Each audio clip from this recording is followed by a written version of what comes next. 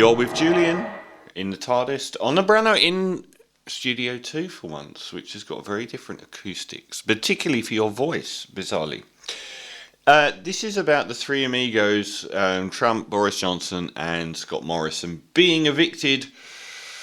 So, over the last few years, the world's gone to hell in a handbasket, and particularly the Anglo-sphere of America, the UK and Australia, by electing the most Rupert Murdoch-led goons in history, the most offensive, the most vapid, the biggest liars, the most policy-free, the most egregiously, aggressively self-aggrandizing narcissists in Western history all at once. And then we've booted them all out and done so with record numbers a lot. I mean, no one in Australia is really focusing on the Liberal Party, of which Scott Morrison led, losing nearly half their seats. The public repudiated them, and Joe Biden had the largest electoral victory in American history, 80 million votes or something. Boris Johnson's actually gone down the toilet because of I've lost track of what scandal took him down. Some Tory was pinching bottoms or something. Like, those are not. I did a piece a while back. Those aren't even important things compared to Brexit, which will be the lasting negative impact of any of these three people. Although it's a complete lie to say that they've gone. They reflect the voters of the right. That's why they got in power in the first place. They didn't arrive because of anything other than 20 or 30 years of right-wing populism gaining more and more trenchant, aggressive, all on one page. And that's important, all on one page. Unlike the left-hand side or the centre of politics that are disparate and spread around all over the shop, they are all on the same hymn sheet. And we've been building up to this. They aren't seers that have, fomented this amazing rebellion against the left. They are the outcome of decades of Murdoch-led populism, right-wing populism, that masks its pro-billionaire stance by pretending to working-class people that they care about them at all. And they are the representation of that electorate in America that started with Fox News, Bush, and then the Tea Party, and then having a black president that they really couldn't stomach, and going crazier and crazier, and actually getting over the line.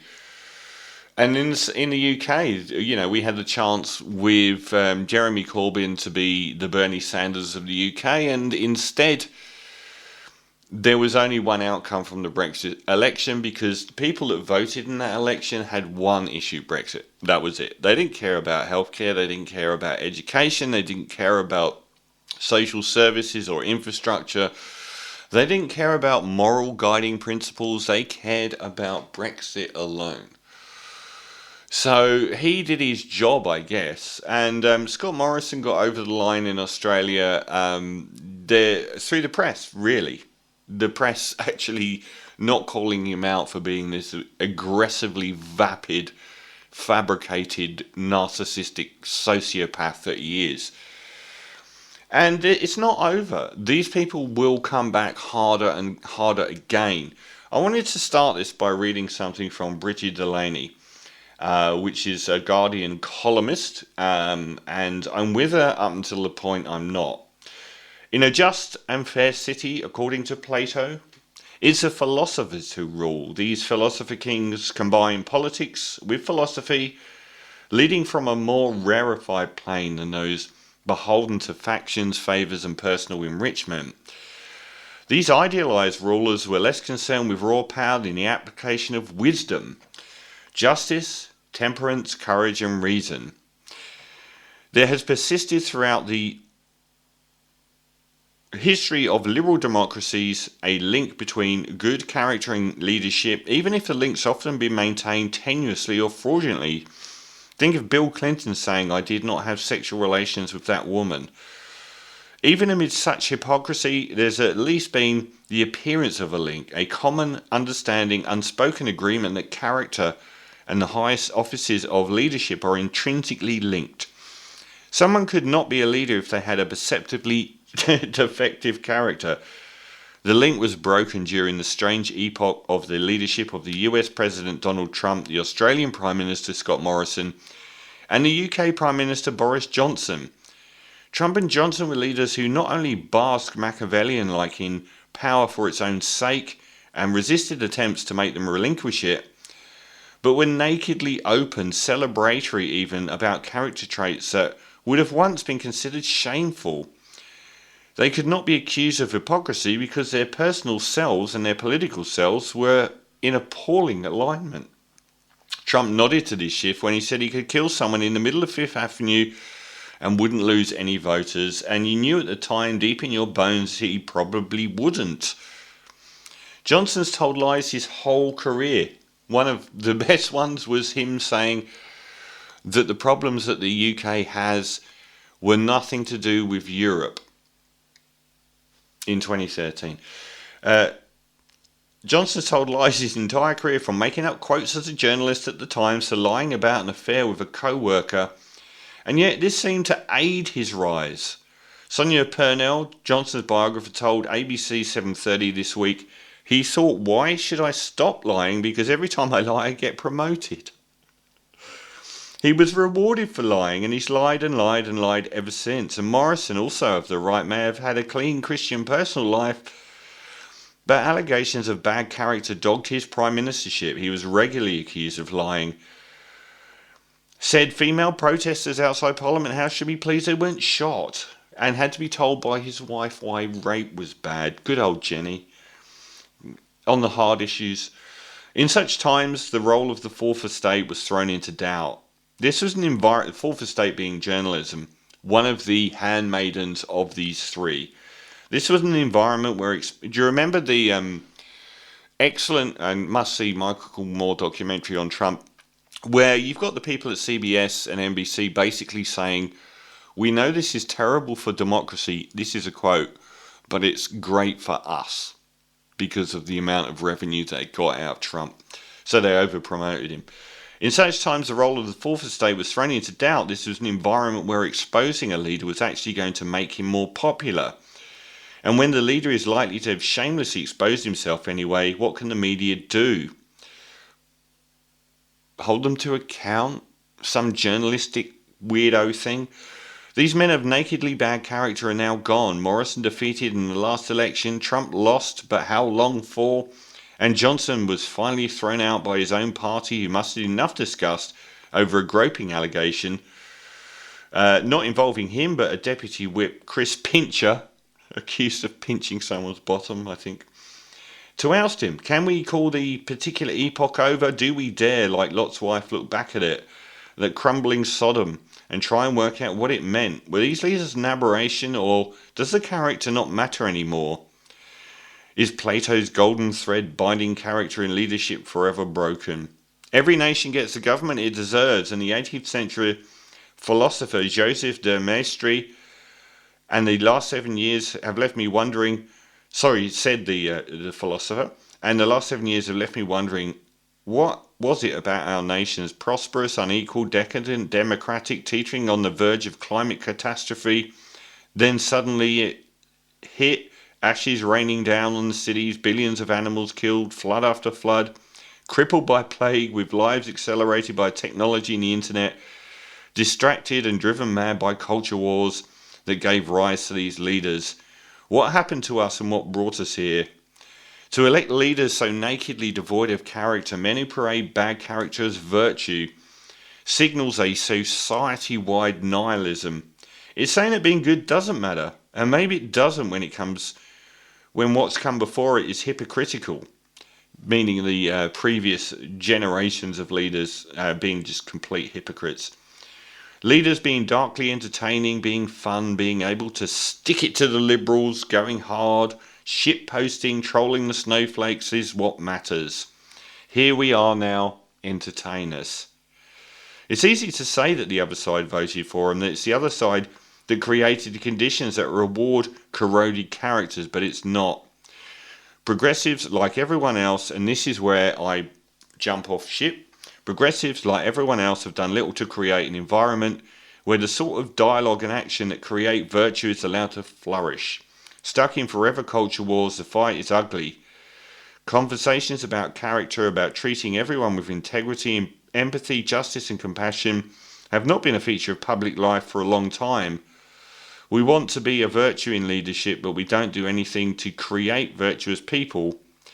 I'm hopeful things are changing. So I agree with virtually everything there, but I don't agree with the false equivalence that the left are as bad. There's this. I totally agree that people like Tony Blair and Bill Clinton were awful, but they're not of the left. They're not our people. Tony Blair came in from nowhere after John Smith died. The leader of the UK's Labour Party was waltzing to an election victory, and then suddenly out of nowhere comes a Murdoch anointed leader who worshipped Margaret Thatcher. This isn't the left. Bill Clinton had some seriously horrific policies when it came to foreign policy and when it came to the North American Free Trade Agreement, one of the most egregious right-wing neoliberal policies ever enacted in America. There is no equivalence between being very anti-fascist and fascist. These are the false equivalents that we are being told to accept, that the people on the left are basically just as bad as the people on the right, that there's this bell curve where the extreme left and the extreme right are the same and there's someone lovely in the middle. Rubbish. Being very anti-fascist is a good thing. Being very fascist is not.